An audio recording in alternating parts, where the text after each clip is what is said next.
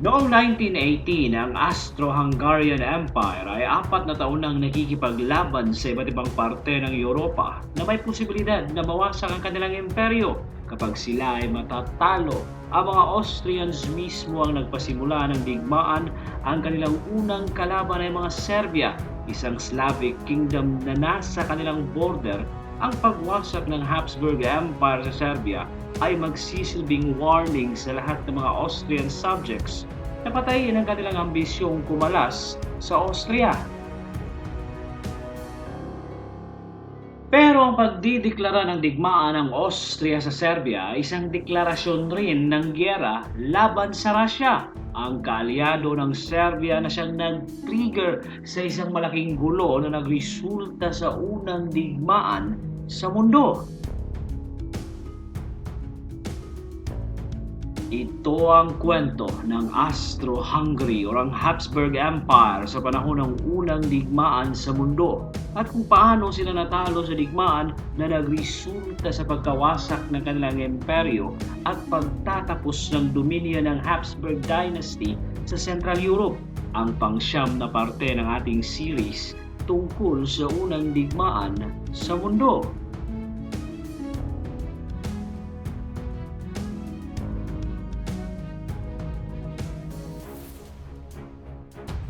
Pero bago ang lahat, huwag kalimutang mag-subscribe at i-click ang bell icon para sa mga susunod na kwento dito sa Abiseth TV.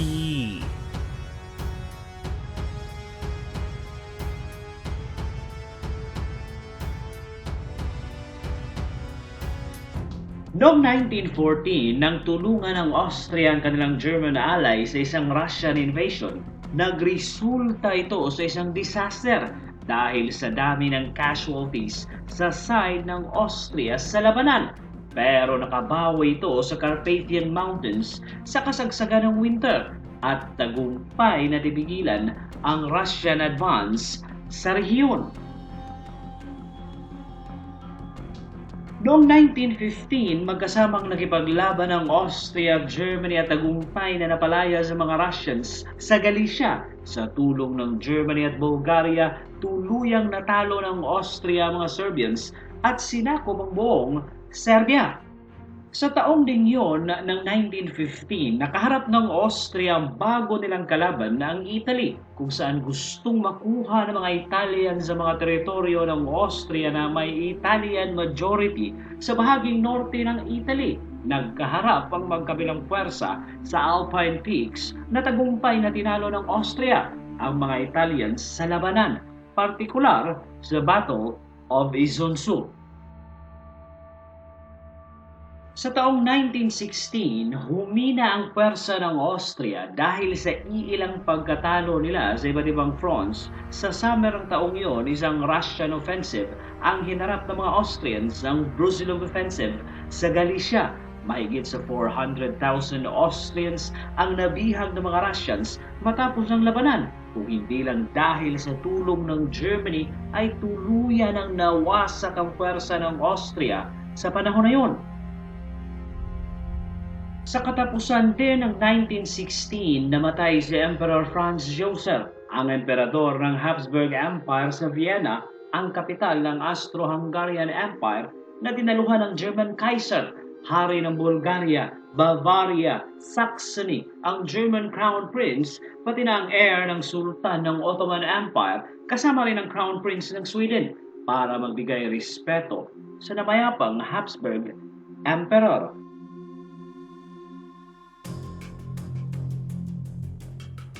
Ang bagong emperador na si Emperor Karl ay ayaw nang ipagpatuloy ang digmaan at para masalba ang sitwasyon ng kanyang imperyo ay nakipag-negotiate ito ng sekreto sa gobyerno ng France para sa kapayapaan, pero binaliwala ito ng France.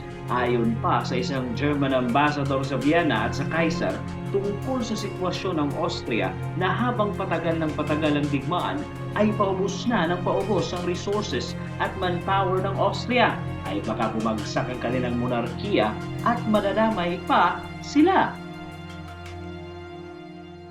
Para maisalba ang sitwasyon ng Austria, nagpadala ng ilang German divisions si Ludendorff sa Austria. para sa defensive purposes at para ma-maintain ang peace and order sa Vienna, kung saan desperado na ang mga Austrian civilians sa sitwasyon dahil sa gutom at kawalan ng basic na pangangailangan. Noong October 24, ilang Austrian divisions kasama ang malaking puwersa ng Germany ay umatake sa Italian position sa Isonzo River. Binomba nila ng gas at artillery ang lugar dahilan sa pagkawasak ng communication lines ng mga Italians at pag-atras ng puwersa ng Italy sa lugar. Mas lalo pang nagbigay takot sa mga Italians na makita nila ang pag-advance ng German forces sa lugar. Dahil alam nilang napaka-advance na mga kagamitan nito sa digmaan, kaya tuluyan na silang umatras na dahilan sa pag-advance ng Austro-German forces ng mahigit sa 14 miles sa lugar at sinakop ang village ng Caporetto at binihag ang 13,000 Italian troops.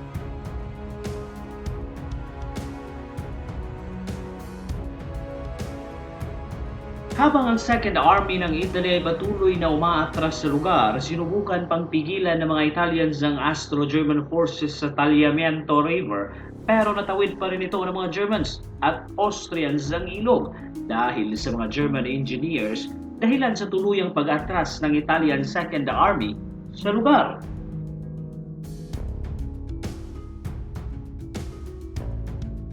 Hanggang sa marating ng mga Germans at Austrians ang Piave River na merong 15 miles na lang ang layo mula sa Venice, tinipo naman kaagad ni General Cadorna ang kanyang buong pwersang umaatras na dapat nilang mapigilan ang kanilang mga kalaban sa lugar. Ayon pa sa general na doon na daw sila mamamatay bago pa man makapasok ng tuluyan ng mga Austrians at Germans sa Italy.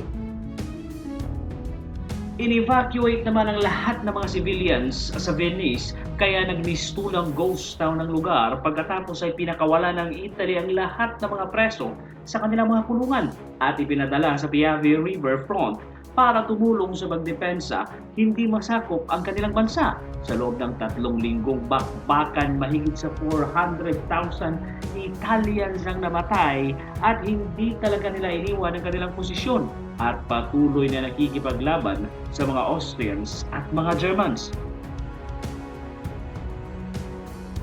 Habang nagpadala naman ng 5 dibisyon ang Britanya sa Italy at 6 na dibisyon ang sa France para tulungan ang mga Italian sa kanilang sitwasyon, nagbigay naman daan si General Cadorna sa mas batang general na si General Armando Diaz na pamunuan ng buong Italian Army sa ilalim ng bagong general na karecover ang Italian Army at higit sa lahat ay naging united ang lahat ng mga Italians sa pangyayari. Samantala sa Vienna noong 1917, ang kapital ng Habsburg Empire ay hating-hati ang opinyon ng lahat. Dahil sa dami ng lahi na nasa kanilang imperyo, hindi magkasundo ang lahat sa kanilang layunin. Mas lalo pang lumala ang sitwasyon nang malaman ng mga tao na hindi pantay ang pag-distribute ng pagkain. Gutom na gutom ang mga tao sa Vienna, Austria, habang wala namang problema sa pagkain ng syudad ng Budapest sa Hungary. Noong May 1918, ipinatawag ng German Kaiser si Emperor Karl dahil isinapubliko ng gobyerno ng France ang sikretong pakikipagsundo ng Austria sa France. Sa nakaraang taon, gustong malaman ng Kaiser ang commitment ng bagong emperador sa kanilang pakikibaka kung saan ang Austria naman mismo ang nagsimula at dahilan ng digmaan. Kaya nagdima ng Kaiser kay Karl na umataking itong muli sa Italy bilang suporta sa kanilang offensive sa France.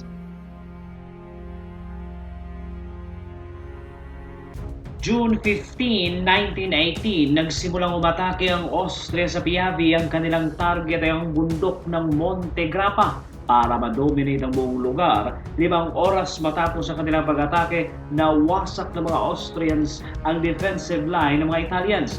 Pero walang tigil ang Italian infantry sa pag-atake. Paulit-ulit itong umatake at hinarap ang mga Austrians na desperadong depensahan ang lugar. Matapos ang 24 hours, tagumpay na nadepensahan ng mga Italians ang lugar pero napakaraming casualties sa magkabilang puwersa. partikular sa mga Austrians na umabot sa 150,000 ang namatay sa kanilang offensive sa Piave. Habang sa Balkans, ang kaalyado ng Germany na bansang Bulgaria ay nasa defensive position na rin tulad ng Italy. Sumali ang Bulgaria sa digmaan para sa territorial gain dahilan sa pagdating ng allies sa Salonika, Greece para tulungan ang mga Serbians, pero tinanggal sa pwesto ang Greek Prime Minister na si Venizelos ng pro-German na hari ng Greece na si Constantine at idineklarang mananatiling neutral ang Greece sa digmaan. Kahit ganon pa man ay patuloy ang pagdating ng Allied troops sa Salonika noong summer ng 1916. Nagmarcha ang Allied panorte sa mga bulubunduking bahagi ng Greece at naghukay ng mga trenches, depensa baka biglang mag-advance ang mga Germans, Austrians at Bulgarians sa Greece. Pero hindi na nag-advance pa ang mga Germans at pinabayaan na lang ang pwersa ng Bulgaria sa pagdepensa sa Serbian front.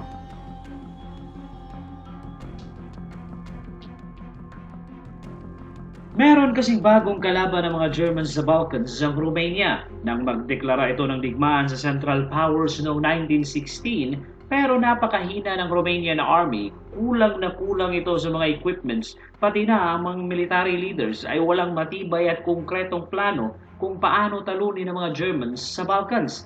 Kaya madaling bumagsak sa mga Austrians at Germans ang siyudad ng Bucharest, ang kapital ng Romania, habang sa bahaging south sa pamumuno ni German Field Marshal na si Mackensen ay nakapag-advance sa bunganga ng River Danube at sinakop ang Black Sea port, ang siyudad ng Constanza. Dahil sa pananakop ng mga Germans at Austrians, nawasak ang maraming siyudad sa Romania, kaya sa sumunod na taon nakipag-negotiate ang Romania sa Central Powers para sa kapayapaan. Samantala sa Greece ay dumaong ang isang malaking puwersa ng allies sa Athens kung saan napilitang bumaba sa pwesto si Constantine bilang hari ng mga Grego at muling ibinalik sa pwesto si Venizelos bilang premier ng Greece at nagdeklara kaagad ito ng digmaan sa Central Powers. Dumating rin sa Greece ang natitirang Serbian army na lumaya sa kanilang bansa noong 1915 sa isla ng Corfu na may misyong makuhang muli ang kanilang bansa at maghigante sa mga Germans at Austrians at higit sa lahat ay sa mga Bulgarians. Kaya noong September 15, 1918, binomba ng mga allies sa mga bulubunduking bahagi ng Macedonian Front.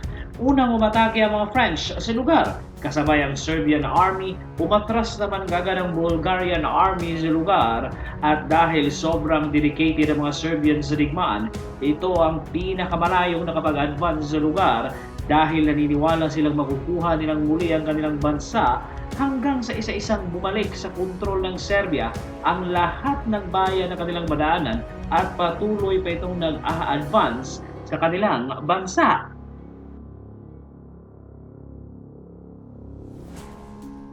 Habang ang Commander-in-Chief ng Bulgaria ay humingi naman agad ng tulong at reinforcement sa Germany dahil unti-unti nang naibabalik sa kontrol ng mga Serbians ang Serbia. Pero ayon sa reply ni Hindenburg na sila ay kasalukuyang may hinaharap na malaking problema sa Western Front at lahat daw ng kanilang puwersa ay kinakailangang i-focus sa France sa Western Front.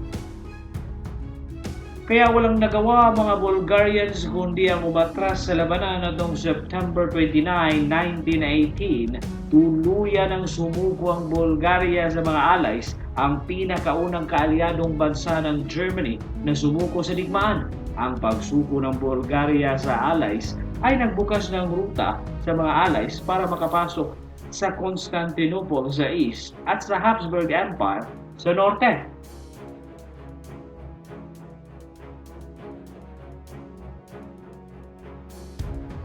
Habang sa Austria-Hungary ay umabot na sa boiling point ang social discontent sa buong bansa, malapit na itong magrevolusyon tulad ng nangyari sa Russia. Nagsimula ng mag-mutiny ang mga tao sa kanilang bansa tulad ng mga Slovens, mga Czechs, mga Hungarians, Bosnians at mga Slovakians unti-unti nang nagkakawatak-watak ang Habsburg Empire dahil sa sobrang pagkadismaya sa kanilang sitwasyon. Habang ang mga Austrians ay hindi na sigurado sa mangyayari dahil ayon sa mga tao nito na kung hindi na kaya ng Germany ang dumepensa, bakit ayaw na lang nitong itigil ang digmaan at tuluyan na silang sumuko lahat para matapos na kanilang paghihirap. Dumarami na ang sumusuporta sa pagtigil ng digmaan sa Austria at wala nang tigil ang kaguluhan sa Vienna dahil sa mga riots na nagaganap sa buong syudad.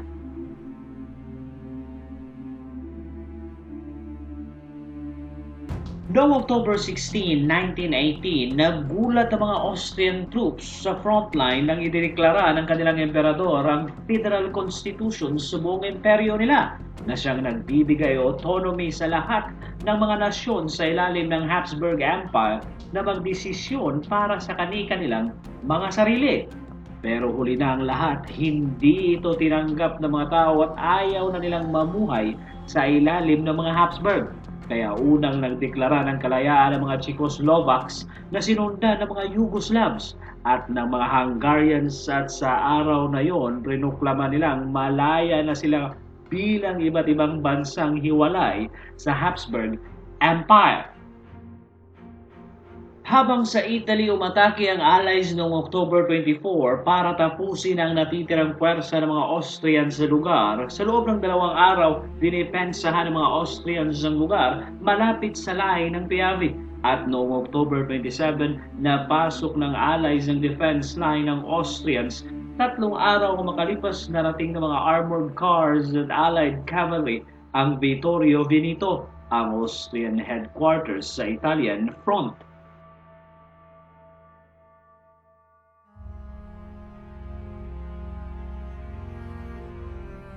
Sa loob ng 4 na taong digmaan ay tuluyan ang nakamit ng totoong purpose ng mga pumatay kay Franz Ferdinand sa Sarajevo, ang pagkawasak ng Austro-Hungarian Empire. At noong October 31, 1918, tuluyan ang na-dissolve ang Habsburg Empire. Kahit pa man na hindi pa natatapos ang digmaan at nag-iisa na lang ang Germany sa digmaan at patuloy na umaatras sa Western Front, hanggang sa kanilang pagkatalo sa digmaan sa susunod na buwan ng Nobyembre 1918. Hanggang dito na lang muna at huwag kalimutang mag-subscribe dito sa Abiset TV para sa mga susunod na videos. Maraming salamat sa panunood.